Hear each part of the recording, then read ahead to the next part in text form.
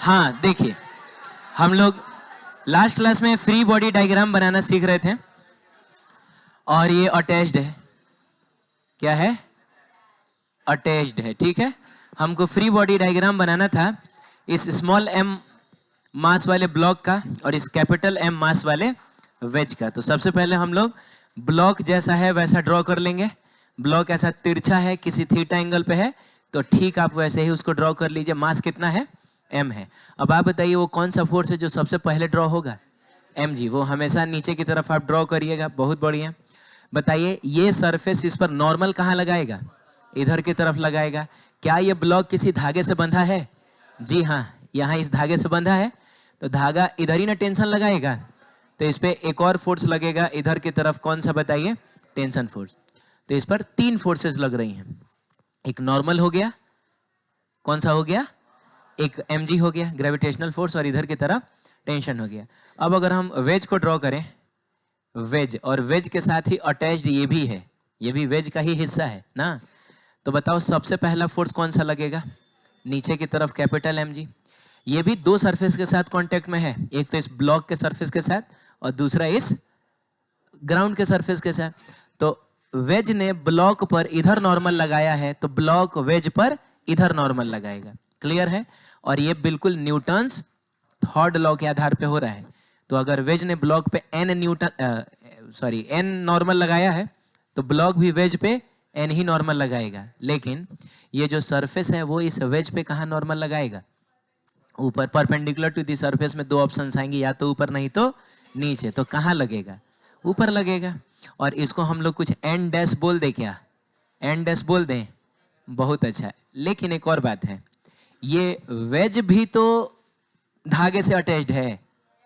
जा, ये जो धागा है वो इस पे टेंशन लगाएगा, तो इस पे भी तो टेंशन लगा रहा है। तो धागा इस पे टेंशन इधर की तरफ लगा रहा है, इस पर टेंशन इधर की तरफ लगाएगा, यानी इस पर एक टेंशन भी लगेगा इधर की तरफ। तो बताइए इस पर टोटल कितनी फोर्सेस लगने लगी? 4। 2 गो नॉर्मल है, एक ग्रेविटेशनल फोर्स और एक टेंशन फोर्स। बोलिए दोबारा समझाऊं? सही है, आगे बढ़ सकते हैं हम लोग। किया था ये आप लोगों ने?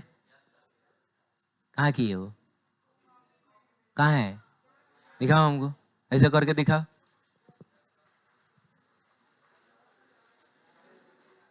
इतने सारे लोगों ने किया है, क्या बात है। ठीक है, आगे बढ़े। चलिए बात करेंगे एप्लीकेशन ऑफ न्यूटन्स लॉ, है ना। तो बाबू सबसे पहले हम लोग देखेंगे कि अगर जो पार्टिकल है वो इक्विलिब्रियम में है। इक्विलिब्रियम में होने का मतलब होता है नेट फोर्स का जीरो होना। नेट फोर्स का, तो कौन से नेट फोर्स का? नेट एक्सटर्नल फोर्स का जीरो होना है। ठीक है, क्योंकि इंटरनल फोर्सेस का नेट तो ऐसे भी जीरो होता है। तो अगर किसी सिस्टम पे या किसी ऑब्जेक्ट पे नेट फोर्स जीरो हो जाए तो बोलेंगे वो इक्विलिब्रियम में है। और चूंकि हम लोगों ने अभी अभी पढ़ा है कि एफ नेट जो होता है वो कहीं ना कहीं मास इनटू क्या होता है? एक्सेलरेशन होता है। तो अगर बाबू एफ नेट जीरो है तो इसका मतलब ये हुआ कि एक्सेलरेशन भी जीरो होगा। एक्सेलरेशन जीरो होने का मतलब हुआ या तो पार्टिकल रेस्ट में रहेगा, बोलो, और ना तो अगर मूव भी कर रहा है तो कांस्टेंट वेलोसिटी से मूव करेगा, वेलोसिटी में बदलाव नहीं होगा। तो जनरली 90% केसेस में हमको ऑब्जेक्ट रेस्ट में ही मिलेगा। रेस्ट में मिलेगा तो हम उसको बोलेंगे कि वो इक्विलिब्रियम में है कि नहीं। तो चलिए देखते हैं कि ऐसे सिचुएशंस को हम कैसे डील करते हैं। सबसे पहले sketch of the problem draw करिएगा। अगर प्रॉब्लम लैंग्वेज में दिया हुआ है, क्वेश्चन लैंग्वेज में दिया हुआ है, तो सबसे पहले उसका क्या बनाइएगा? फोटो बना लीजिएगा। ठीक है, उसके बाद आप फ्री बॉडी डायग्राम बनाइएगा। फ्री बॉडी डायग्राम बनाने का मतलब हुआ कि उस सिस्टम के अंदर जितने भी ऑब्जेक्ट्स हैं उन ऑब्जेक्ट्स को अलग अलग ड्रॉ करके और उन पर लगने वाले सारे फोर्सेस को ड्रॉ कर लेंगे। ठीक है, अगला है convenient x and y axis choose करिएगा। जाहिर सी बात है एक्स और वाई एक्सिस एक दूसरे के परपेंडिकुलर होता है कि नहीं? ठीक है, और जितनी भी फोर्सेस हैं उन सब का कंपोनेंट तोड़िएगा कहां कहां? एक्स और वाई में। सही है, अपनी सुविधा के अनुसार एक एक्स एक्सिस और एक वाई एक्सिस चूज कर लीजिएगा। उसके बाद जितनी भी फोर्सेस होंगे सबका कंपोनेंट एक्स और वाई के अलोंग तोड़ दीजिएगा। उसके बाद आपको करना है sigma f x is equal to 0 and sigma f y is equal to 0। अच्छा, ये सिग्मा का मतलब पता है क्या?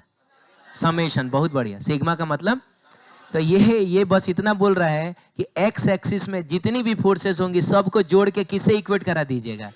ये लिखा हुआ है net force in x axis is equal to 0, net force in y axis is equal to 0। बात सही भी है। अगर सिस्टम इक्विलिब्रियम में है तो उस पर नेट फोर्स 0 है, और नेट फोर्स 0 है तो एक्स में भी नेट फोर्स 0 होगा और वाई में भी नेट फोर्स 0 होगा। तो हम लोग दोनों डायरेक्शंस में नेट फोर्स को 0 कर लेंगे। अच्छा, नेट फोर्स को 0 करने के लिए पता है क्या करेंगे? ऊपर वाला फोर्स बराबर नीचे वाला फोर्स, है कि नहीं? दाएं वाला फोर्स बराबर बाएं वाला फोर्स। माने बाबू upward force is equal to downward force, rightward force is equal to leftward force. बात समझ रहे हो? माने मिला जुला के देखा जाए तो आमने वाला फोर्स बराबर सामने, ये नहीं समझ में आया क्या आपको? आमने वाला फोर्स बराबर सामने वाला का मतलब हुआ कि आमने सामने वाले फोर्स को बस हमको क्या कर लेना है? इक्वेट करा देना है, नेट फोर्स अपने आप 0 हो जाएगा। अब यहां से जो इक्वेशन मिलेगा उस इक्वेशन को हम लोग सॉल्व कर लेंगे और हमसे जो भी पूछ रहा होगा हमको मिल जाएगा। क्लियर है? ठीक है, तो जेहन में रखिएगा ये 5 स्टेप्स। अभी हम लोग क्वेश्चन सॉल्व करेंगे तो इन्हीं 5 स्टेप्स को फॉलो करेंगे। पहला क्वेश्चन ये है कि यहाँ एक ऑब्जेक्ट है जिसका मास कितना है? 5 kg है, एक स्ट्रिंग के साथ अटैच्ड है, बोलिए, और एक सीलिंग में ऐसे बंध के लटका हुआ है। तो सबसे पहले तो बताओ कि ये जो सिचुएशन है वो एक्सेलरेशन वाला सिचुएशन है कि इक्विलिब्रियम वाला सिचुएशन है? ये कहाँ जा रहा है? ये ऊपर जा रहा है, नीचे जा रहा है, दाएं जा रहा है, बाएं जा रहा है, आगे जा रहा है, पीछे जा रहा है, इधर जा रहा है, उधर जा रहा है, किधर जा रहा है? कहीं नहीं जा रहा है। कहीं नहीं जा रहा है का मतलब रेस्ट में है, का मतलब इक्विलिब्रियम में है। अरे बोलिए। और इक्विलिब्रियम में जब भी कोई चीज होता है तो 5 स्टेप्स हम लोग फॉलो करते हैं। The first step is to draw the sketch of the problem. करने की जरूरत नहीं है, पहले से क्वेश्चन ने फोटो बना के दिया है। दूसरा है फ्री बॉडी डायग्राम बनाइए। तो फ्री बॉडी डायग्राम बनाने के लिए हम यही पे बना लेते हैं ना, कहाँ कहीं दूसरी जगह हम बनाएंगे? बेचारा अकेले है, यही पे बना लीजिए। तो नीचे की तरफ क्या लगेगा? mg। mg डायरेक्ट बोलिए, डायरेक्ट बोलिए, कितना लिखूं मैं? 50 न्यूटन। m का मतलब हुआ 5 kg और g 10 मीटर पर सेकेंड स्क्वायर। तो 5 इंटू 10 50 नहीं हो जाएगा? तो अब तो देखते देखते हम लोग लिखेंगे, मतलब ऐसा थोड़े करेंगे 5 इंटू 10 बराबर 50 लिखेंगे क्या ना। हम लोग देखेंगे 5 kg का है, नीचे 50 न्यूटन, 4 kg का होगा, नीचे 40, और डायरेक्ट लिखेंगे हम लोग। चलिए, ये इस धागे के साथ अटैच्ड है तो धागा इस पर टेंशन कहाँ लगाएगा? ऊपर की तरफ लगाएगा। हो गया। दूसरा, तीसरा स्टेप क्या है? एक्स और वाई एक्सिस चूज करिए, बोलिए ना। तो चलिए हम लोग इस एक्सिस को क्या मान लेते हैं और इस एक्सिस को ड्रॉ करने की जरूरत नहीं है। बात समझ रहे हैं? चाहे मन करे तो आप ड्रॉ कर सकते हैं, लेकिन ड्रॉ करने की जरूरत नहीं है। ये चीज आप मन ही मन सोच सकते हैं कि ये है एक्स और ये क्या है, बताइए। जितना ड्रॉ करिएगा उतना कचड़ा ना होगा फोटो, है कि नहीं? चलिए, उसके बाद क्या है? जितनी भी फोर्सेस हैं उनका कंपोनेंट तोड़ा जाएगा एक्स और वाई के अलोंग। तो देखो बाबू, 2 गो फोर्स है, ये पूरी तरीके से वाई के अलोंग है, ये भी पूरी तरीके से, यानी किसी का कंपोनेंट तोड़ने की जरूरत नहीं है। उसके बाद क्या है? एक्स एक्सिस में नेट फोर्स 0 कराएंगे, फिर वाई एक्सिस में नेट फोर्स 0 कराएंगे। बताइए, एक्स एक्सिस में कोई फोर्स है क्या? तो कोई, जब फोर्स ही नहीं है तो किसको 0 कराओगे, है कि नहीं? सिर्फ वाई एक्सिस में ही ना देखेंगे। तो बताइए, फोर्स को 0 कराने के लिए हमको क्या करना होगा? ऊपर वाला फोर्स बराबर नीचे वाला फोर्स। ऊपर वाला फोर्स कितना है? T है, और नीचे वाला फोर्स कितना है? 50 न्यूटन है। यानी हमको पता चल गया कि इस धागे में टेंशन है 50 न्यूटन का। और यही इस क्वेश्चन ने पूछा था। पढ़िए question, find tension in the string. फिर से बताऊं? बोलो। वो लड़का, नाम क्या है तुम्हारा? नहीं वो, अरे यार कॉर्नर वाले लड़के हैं? हैं? सिद्धार्थ नाम है। तो सीधा बैठिए, सीधा बैठिए। अच्छा, सीधा बैठ गए हो क्या? तो क्या है, एक हाथ पीछे ऐसे, ये कौन सा है?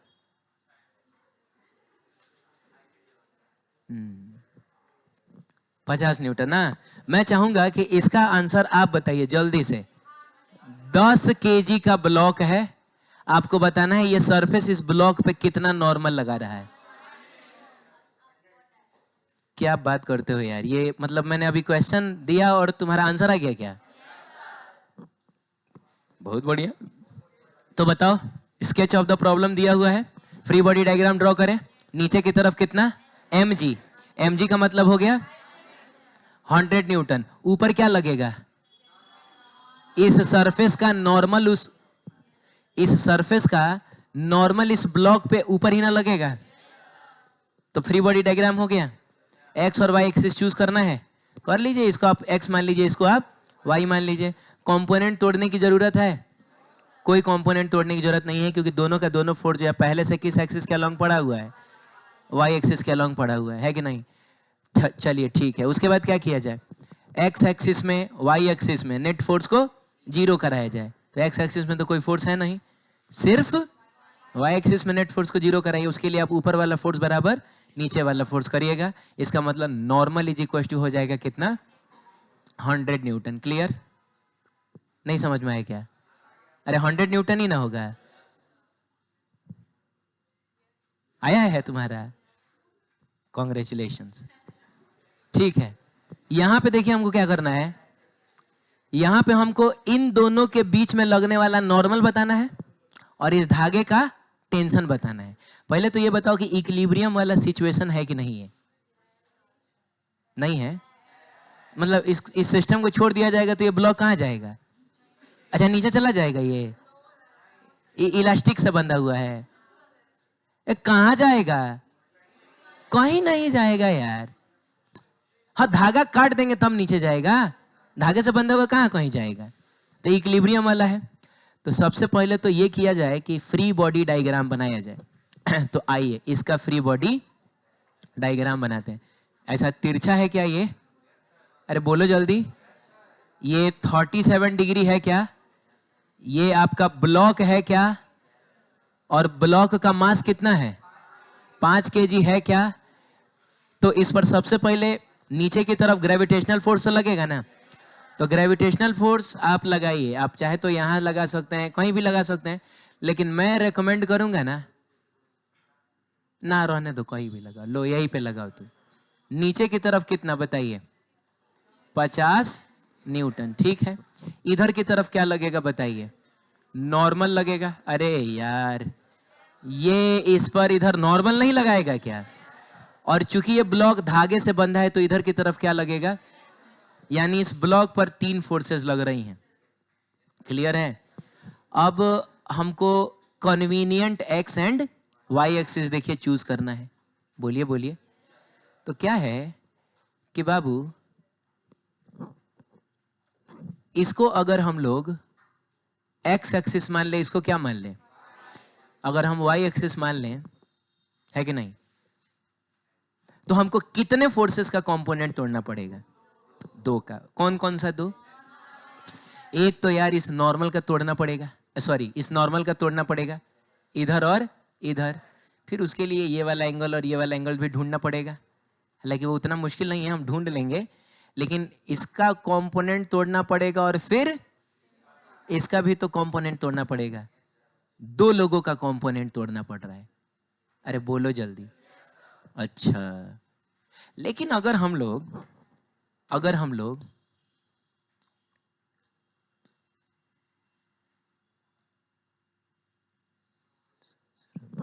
गायब हो गया। अगर हम लोग इसको एक्स एक्सिस मान लें, किसको? इसको मान ले एक्स एक्सिस और इसको मान ले वाई एक्सिस।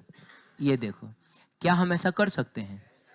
क्या अभी भी ये 90 डिग्री नहीं है क्या? तो इसको हमने मान लिया एक्स और इसको क्या मान लिया। अब कितने लोगों का कंपोनेंट तोड़ना पड़ेगा? बस एक आदमी का।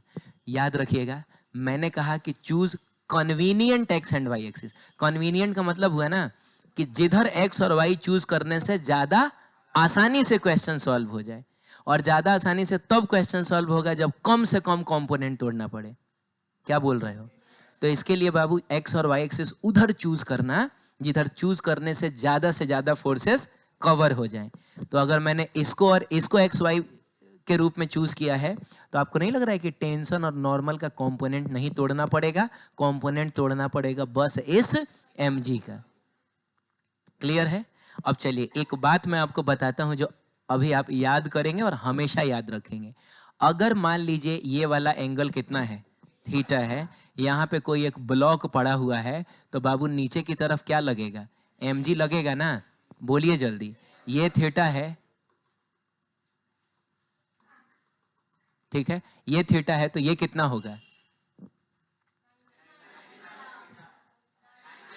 90 माइनस थीटा होगा। तो ये कितना होगा? ये टोटल 90 है, जिसमें ये 90 माइनस थीटा है, तो ये थीटा नहीं हो जाएगा। चलिए इस mg का एक कंपोनेंट देखिए हम इधर तोड़ रहे हैं, टूटेगा कि नहीं ये बताइए। इसका एक कंपोनेंट इधर टूटेगा कि नहीं? हम थीटा की तरफ घूम रहे हैं, और थीटा की तरफ घूमते हैं तो हम क्या यूज करते हैं?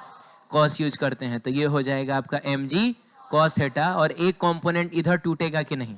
ये हो जाएगा आपका mg साइन थीटा, क्योंकि हम थीटा से दूर जा रहे हैं।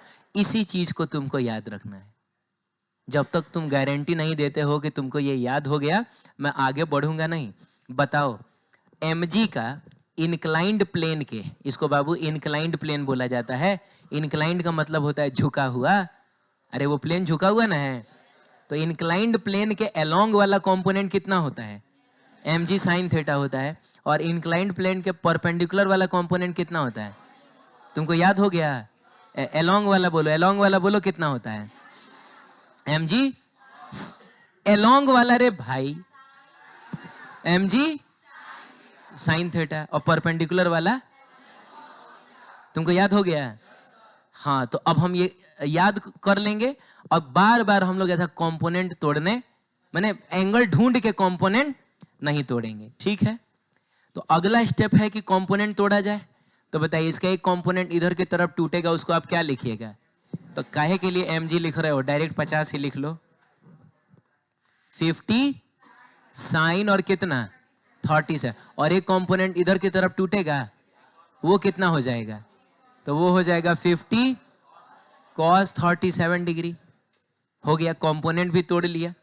अब अगला स्टेप होता है आमने सामने वाले फोर्सेस को बराबर करिए। तो बताइए, इधर कितना है? t है, और इधर कितना है? 50 साइन 37 डिग्री।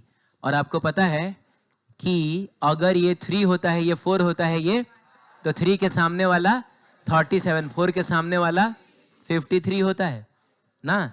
तो बताइए साइन 37 की वैल्यू कितनी होती है? 3/5। अरे देख के बताओ। और 3/5 जब तुम पुट करोगे कितना आएगा? 3/5 पुट करोगे कितना आएगा? 30 आ रहा है क्या? तो ये हो जाएगा आपका 30। तो धागे में टेंशन है 30 न्यूटन का। अच्छा, अब इधर फोर्स कितना है? N है, और इधर कितना है? 50 cos 37 डिग्री। अब आप बताइए cos 37 डिग्री कितना है? 4/5 है। जब आप यहाँ 4/5 रखिएगा तो ये कितना हो जाएगा? 40 न्यूटन। Is it clear? हो गया, टेंशन भी आ गया, नॉर्मल भी आ गया। आई बात समझ में? टेंशन भी आ गया, नॉर्मल भी आ गया। कॉपी निकालिए, इसको बनाइए आप।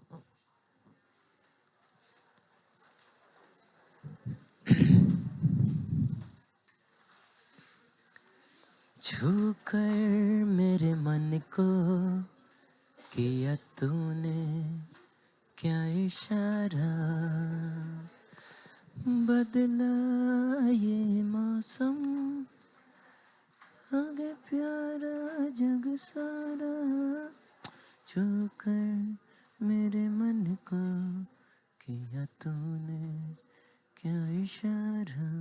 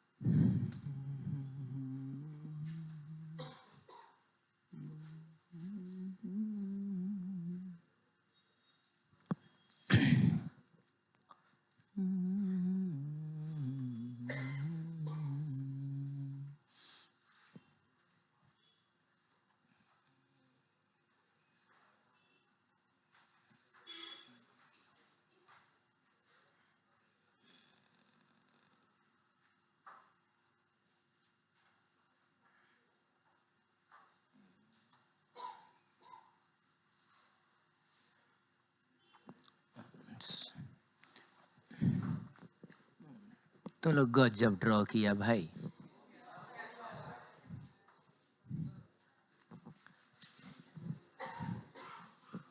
ठीक है, हैं?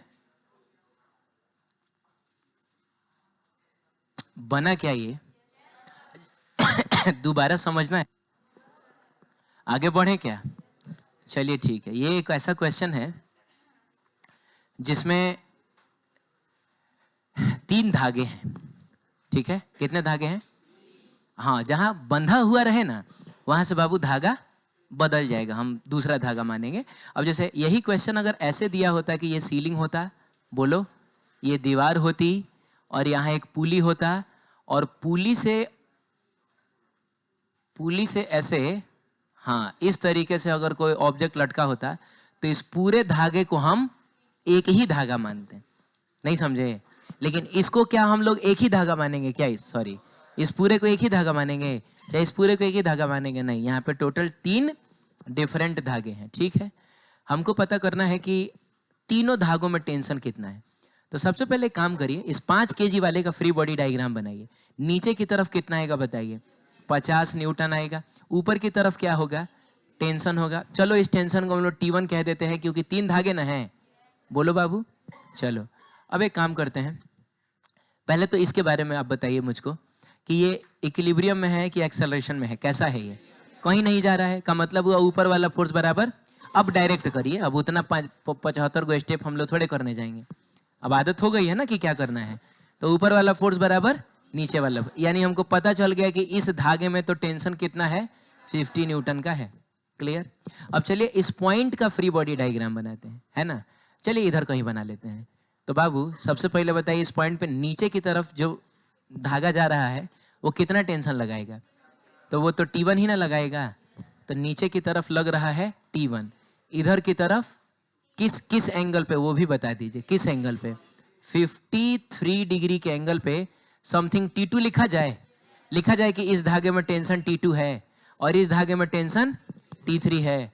तो इधर की तरफ एक टेंशन बच्चों आ जाएगा, कितना बताओ जल्दी? T3 आ जाएगा। ठीक है, तो फ्री बॉडी डायग्राम हो गया।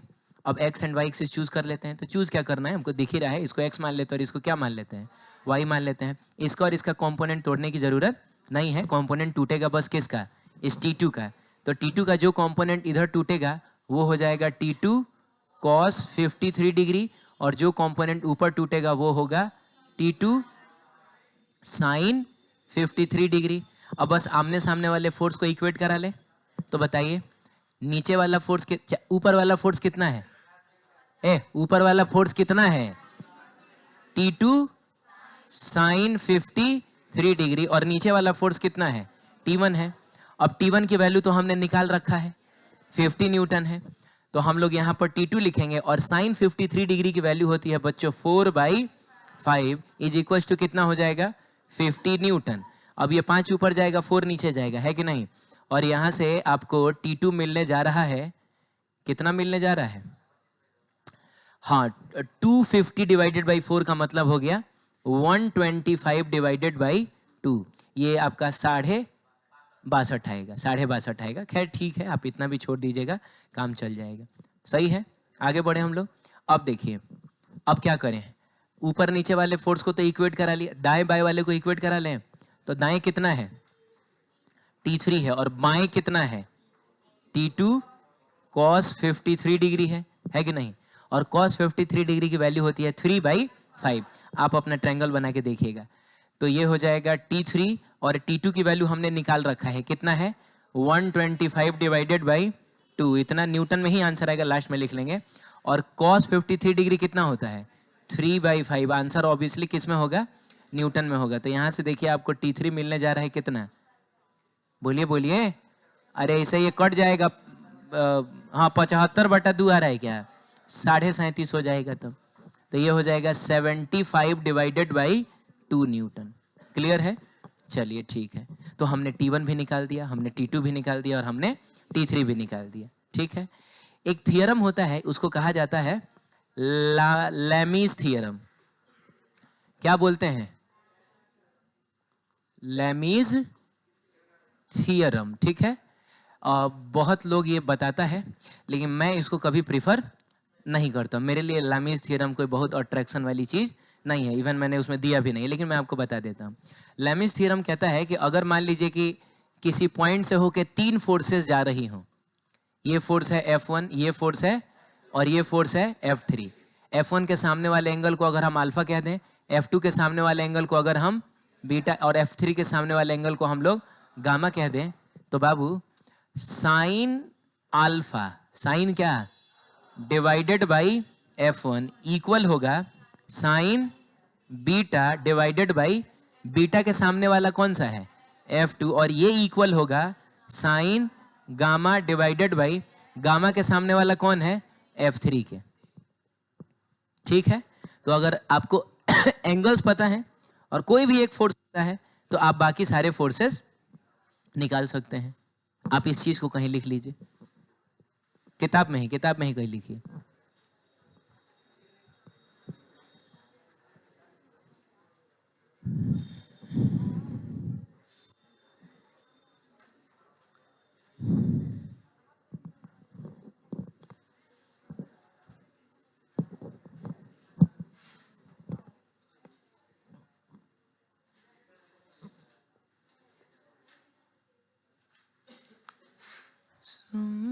है दीवानी ये न कभी समझेगी क्यों जलते हैं परवाने दीवाने प्यार के हम दीवाने। हो गया क्या?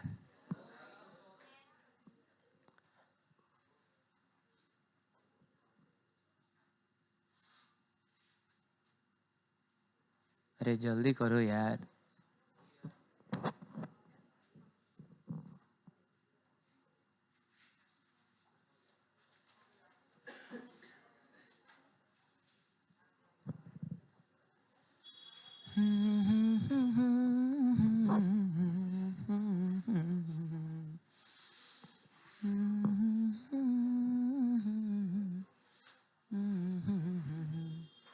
हुआ? ठीक है, बात समझ में आई ना? हुआ क्या है, किसी भी एंगल का साइन लिखिएगा तो नीचे में उसके सामने वाला फोर्स लिखिएगा, है कि नहीं?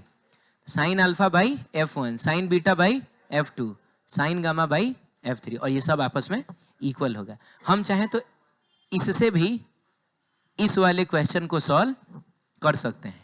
अब सुनिएगा ध्यान से। जैसे आपको T1 तो पता है ना, कितना है बताइए ना? 50 न्यूटन। ठीक है, तो एक काम करिए, आप एक एंगल ले लीजिए T1 के सामने वाला। तो बाबू T1 के सामने वाला एंगल यही ना है। अब ये एंगल कितना है? 127 है, 127 है। तो आप लिखिए साइन 127। लेकिन रुकिए एक मिनट, उससे बढ़िया है कि आप उसको लिख लीजिए 180 माइनस 53 या 90 माइनस 37। छोड़ो हटाओ, ये समझ में आ रहा है ना कि 180 माइनस 53 है, तो ये हो जाएगा साइन 180 माइनस कितना 53 एंड डिवाइडेड बाई, बताइए इसके सामने वाला T1 है, तो आप यहां पर T1 लिख लीजिए बराबर। चलिए T2 निकाला जाए तो T2 के सामने वाला एंगल कितना है? 90 डिग्री ना। तो बाबू साइन 90 डिग्री और डिवाइडेड बाई कितना T2। अब देखिए ट्रिगोनोमेट्री में हम लोगों ने पढ़ा है कि इसको कैसे सॉल्व करते हैं। कौन सा क्वाड्रेंट है? सेकंड क्वाड्रेंट में साइन पॉजिटिव और 180 पे चेंज नहीं होगा, तो साइन साइन ही रहेगा। यानी ये हो जाएगा आपका sign 53 degree divided by T1 की जगह हम 50 न्यूटन रख लें। साइन 90 कितना होता है 1, और डिवाइडेड बाई T2 हो जाएगा। अब बताइए साइन 53 डिग्री की वैल्यू होती है 4/5, तो आप इसकी जगह 4/5 रखिए। अरे बोलिए ना, तो ये हो जाएगा 4 और डिवाइडेड बाई, नीचे में 5 आएगा तो 250 नहीं हो जाएगा? बोलो बोलो, 1 अपन क्या T2, और यहां से तुमको T2 मिलेगा, बस पलट ही तो लेना है।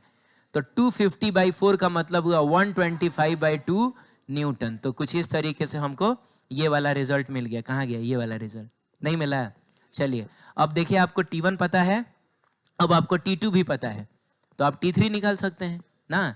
तो मैं कोशिश कर रहा हूं कि T2 और T3 के बीच का रिलेशन देखूं, क्योंकि T2 के सामने वाला एंगल बढ़िया एंगल है। बोलिए। चलिए ठीक है, तो बताइए T2 के सामने वाला एंगल कितना है?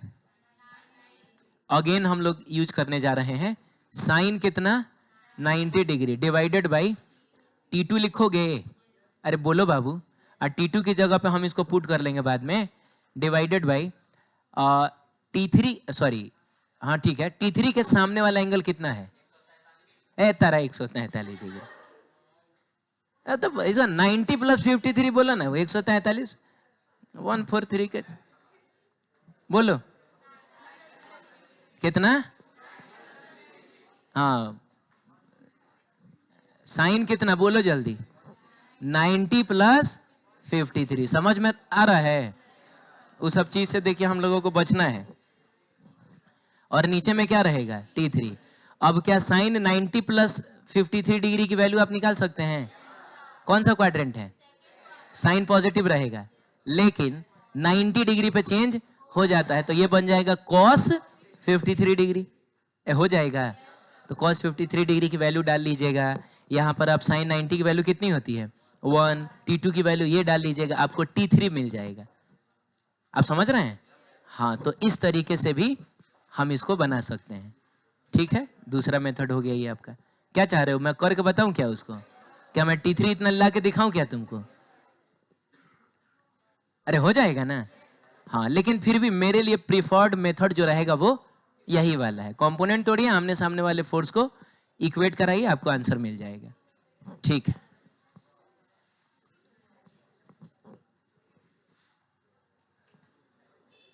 हो गया? आगे बढ़े। ये देखिए, दीवार है, फर्श है, 10 केजी का ब्लॉक है, और उस पे एक और फोर्स लगाया जा रहा है। कितने न्यूटन का?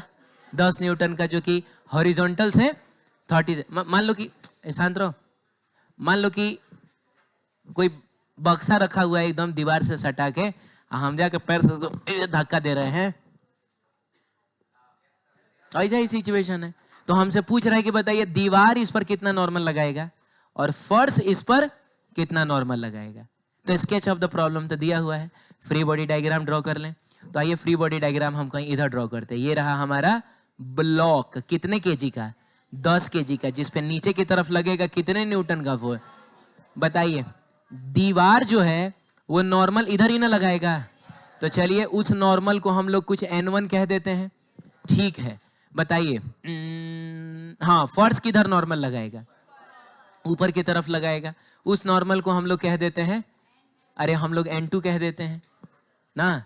एक और फोर्स लग रहा है जो किसी ने लगाया है इधर तिरछा 37 डिग्री पे, तो उसको लाइए और आप कुछ इस तरीके से, अरे यार नहीं लगा दिया मैंने। और इस बात का ख्याल रहे कि ये वाला एंगल कितना डिग्री है? ये 37 डिग्री है, और ये 10 न्यूटन का फोर्स है। मैंने कोशिश की है कि सारी फोर्सेस को मैं एक ही पॉइंट पे ड्रॉ कर लूं। बोलिए ना, एक ही पॉइंट पे ड्रॉ कर लूं, आसानी से सॉल्व हो जाएगा। ठीक है, इक्विलिब्रियम वाला ही केस है, बक्सा कहीं जाने वाला, अगर वो पीछे वाला दीवार नहीं होता तो हो सकता है उधर खिसक जाता, लेकिन अभी जाने वाला नहीं है। इक्विलिब्रियम वाले केस में एफबीडी बनाने के बाद एक्स और वाई एक्सिस चूज किया जाता है। मन ही मन इसको क्या मान लीजिए? एक्स, और इसको मान लीजिए। उसके बाद कंपोनेंट तोड़ा जाता है। इसका इसका इसका कंपोनेंट तोड़ने की जरूरत नहीं है, ये पहले से एक्स में है, ये दोनों पहले से वाई में है। कंपोनेंट तोड़ना हमको सिर्फ किसका है? इसका है। तो आइए इसका एक कंपोनेंट इधर तोड़ा जाए। ये हो जाएगा 10 cos 37, 37 की तरफ घूम रहे हैं, cos यूज करेंगे। ये हो जाएगा sin 37। Is it clear?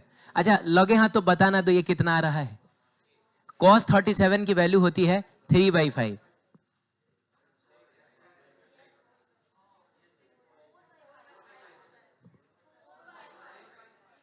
cos 37 4/5 होता है। एकदम चैलेंज लगा के बोल रहे हो क्या हैं? cos 37 कितना होता है? बहुत बढ़िया, 4/5। तो बाबू 4/5 होगा तो ये कितना हो जाएगा? 8 न्यूटन। और ये होगा 3/5, तो ये कितना हो जाएगा? 6 न्यूटन, है कि नहीं? अब क्या करना है? ऊपर नीचे दाएं बाएं वाले फोर्सेस को बराबर करा लेना है। बोलो, अरे करा लेना है ना। तो बताओ दाएं वाला फोर्स कितना है? N1 है और बाएं वाला फोर्स कितना है, बस 8 न्यूटन ही ना है, तो दीवार वाला जो नॉर्मल होगा वो कितना होगा, 8 न्यूटन।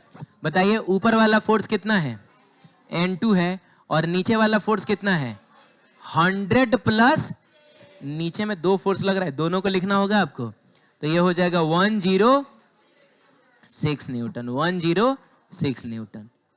नहीं समझ में आया? चलिए ठीक है, तो ऐसा किया हम लोगों ने, एक ही रूल है जो बार बार फॉलो हो रहा है, ठीक है।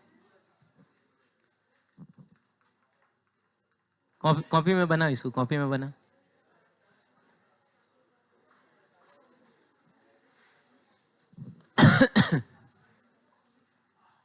ये सब करने से होता है।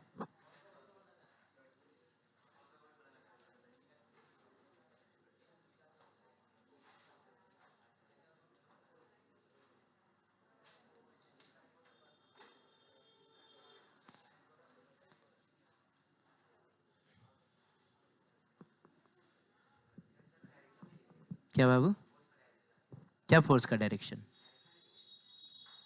डायरेक्शन तो हम पहले से दिखा रहे हैं कि ऊपर की तरफ है, N2 इधर की, हाँ मैंने लिखना चाह रहे हो कि N2 किधर है, तो 106 न्यूटन इन अपवर्ड डायरेक्शन, ऐसा बोलना चाह रहे हो, बिल्कुल लिख सकते हो। मैंने वेक्टर का साइन नहीं ना दिया है, तो मेरा इंटरेस्ट अभी सिर्फ किस में है, मैग्नीट्यूड में, ठीक। आपका मन करे आप बिल्कुल डायरेक्शन दिखाइए।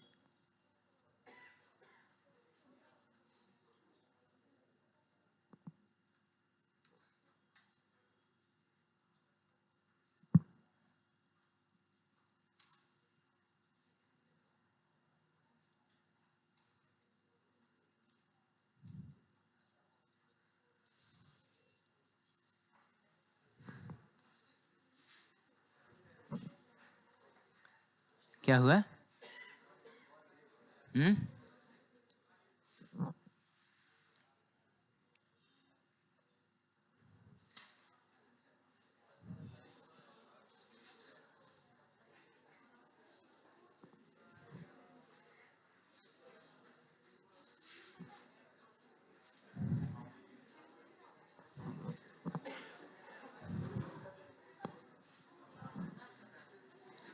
ठीक है, आगे बढ़े क्या, दोबारा समझना है क्या इसको? नहीं समझना। ये देखिएगा, ये क्या है, इसमें एक 10 kg का ब्लॉक इधर है और इधर एक m मास का ब्लॉक है, और अब की बार दोनों सरफेस इंक्लाइंड है। इधर का इंक्लिनेशन 37 डिग्री का है और उधर का 53 डिग्री का है ना। आपको बताना है कि यहाँ पर हम कितना मास लटका दें कि पूरा सिस्टम इक्विलिब्रियम में आ जाए। मतलब ये हुआ, रुकिए ना एक मिनट, कितना मास लटका दें कि पूरा सिस्टम इक्विलिब्रियम में आ जाए, का मतलब हुआ कि ना ये नीचे जाए ना ऊपर जाए, ऐसा। मतलब अगर ये नीचे जाएगा तो ये ऊपर जाएगा, और ये ऊपर जाएगा तो ये नीचे, कुछ ना हो, जो जहां वही रहे, रेस्ट में रहे ना। ठीक है, अब जैसे मान लो कि इधर हाथी है, इधर चूहा लटका दिए, तो जाहिर सी बात है ये इधर जाएगा, ये इधर जाएगा, नहीं जाएगा। चाहे बाबू इधर मान लो हाथी है, इधर चूहा लटका दिया, तो ये इधर जाएगा, ये इधर जाएगा। बोलिए जल्दी। तो वही सवाल है कि यहाँ पर हम कितना लटकाएं। अब कुछ लोग हैं जो कह रहे हैं शायद कितना बाबू,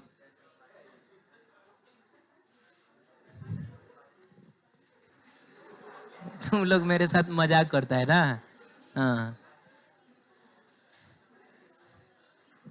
फोड़ दूंगा मैं तुमको। हाँ बोलो जल्दी, कितना मास लटकाया जाए कि ना ऊपर जाए ना नीचे जाए? तो कितना, 5 किलो बोल रहा है तू?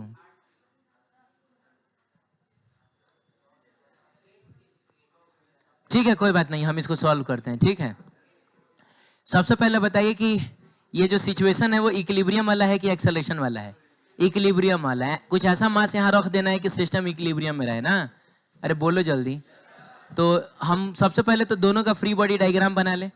तो एक काम करते हैं, हम यहीं पर बना ले, क्या छोटा छोटा बना लेते हैं यहीं पर, का 2 फोटो अलग अलग हम बनाएंगे। तो बताओ नीचे की तरफ क्या लगेगा, नीचे की तरफ 100 लगेगा, इधर की तरफ क्या लगेगा, टेंशन, इधर की तरफ क्या लगेगा, तो इस नॉर्मल को N1 कह दें। इसमें बताइए जल्दी, नीचे की तरफ क्या लगेगा? तो नीचे की तरफ तो mg ना होगा, इधर की तरफ क्या होगा, और इधर की तरफ क्या होगा, अच्छा, ऐसा क्यों हो गया कि मैंने N1 और N2 दिया लेकिन मैंने टेंशन सेम रखा, ऐसा क्यों हो गया? ये और ये अलग अलग सरफेस है, अलग अलग सरफेस अलग अलग नॉर्मल लगाएगा, लेकिन धागा तो सेम ना है।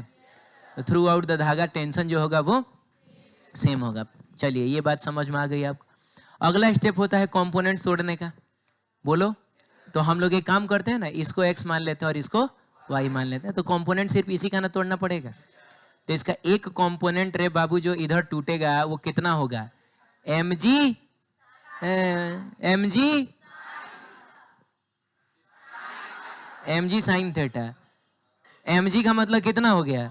100। तो 100 साइन और थीटा कितना है? थर्ड। और जो कंपोनेंट इधर टूटेगा वो कितना होगा? mg cos theta. बोला ना मैंने याद करने के लिए इसको, तो बोल क्यों नहीं रहे हो? mg क्या हो जाएगा? 100 हो जाएगा। और cos कितना लिखोगे? ये तुमको समझ में आया?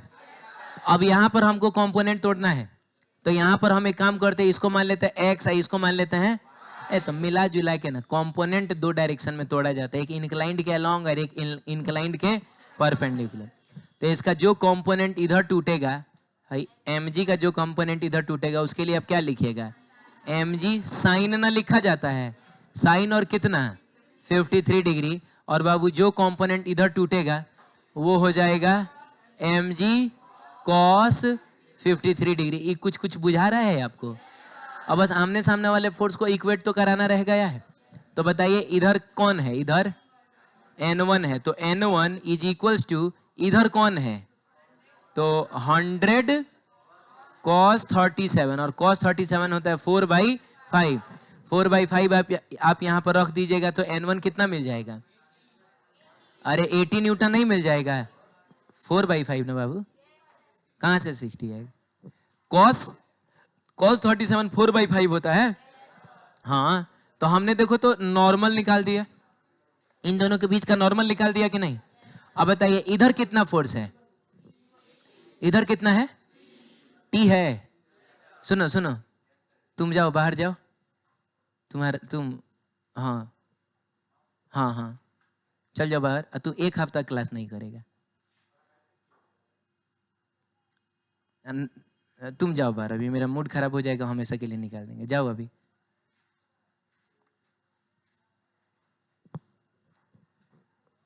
तो बैग लेके जाओ, फिर इधर क्या करने आएगा? और ये सोच रहा है कि छुट्टी का टाइम हो गया। 80 न्यूटन। इधर बताइए कितना है? हैं? और इधर कितना है? हाँ, तो T इज इक्वल टू हो जाएगा 100 साइन और 37। साइन 37 कितना होता है? 3/5 होता है। 3/5 रख दीजिएगा तो ये 60 न्यूटन आ जाएगा। चलिए अब इसके पास आते हैं। तो अब इसमें बताइए इधर कितना है? इधर T है, और इधर कितना है? mg sign 53 degree. T की जगह पे हम लोग क्या रख दें? 60 न्यूटन रख दें। पिछले वाले पार्ट से हमने टेंशन निकाल लिया है। और mg में m की जगह तो m रहने दीजिए, g की जगह 10 ले लीजिए। चलिए न्यूटन हटाइए आप यहाँ से। और साइन 53 होता है 4/5 होता है। अब यहाँ से आप m की वैल्यू निकाल सकते हैं। इसे ये कटेगा, 8 हो जाएगा, 8 नीचे जाएगा, 60/8 7.5। ठीक है, तो ये हो जाएगा 7.5। यानी कि आपको यहाँ पर 7.5 kg लटकाना होगा। तो ना ये नीचे जाएगा ना ये ऊपर जाएगा। और लगे हाथ तो हम चाहें तो इधर वाला फोर्स कितना है? N2 है। और बाबू इधर वाला फोर्स कितना है? mg cos 53 डिग्री है। m की जगह 7.5, g की जगह 10 ना। और cos 53 डिग्री की वैल्यू हो जाती है, बोलिए 3/5। अब 5 से इसको काट कूट के करके देख के बताइए कितना आ रहा है? तो 45 न्यूटन आ रहा है। तो हम लोगों ने ना सब कुछ बता दिया। हम लोगों ने ये भी बता दिया कि इसका मास होना चाहिए 7.5 kg। हम लोगों ने ये भी बता दिया कि धागे में टेंशन कितना है? 60 न्यूटन का। हम लोगों ने ये भी बता दिया कि इसका यहाँ पे नॉर्मल है कितना? 60 न्यूटन। यहाँ पे नहीं सॉरी, हाँ 80 न्यूटन। यहाँ वाला नॉर्मल कितना है? 45। सब कुछ बता दिया हम लोगों ने। अरे बोलिए ना, ऐसा हो गया। ठीक है, क्लियर है? दोबारा समझना है? चलिए ठीक है, नेक्स्ट क्लास में मिलेंगे तो एक्सेलरेशन से रिलेटेड क्वेश्चंस देखेंगे।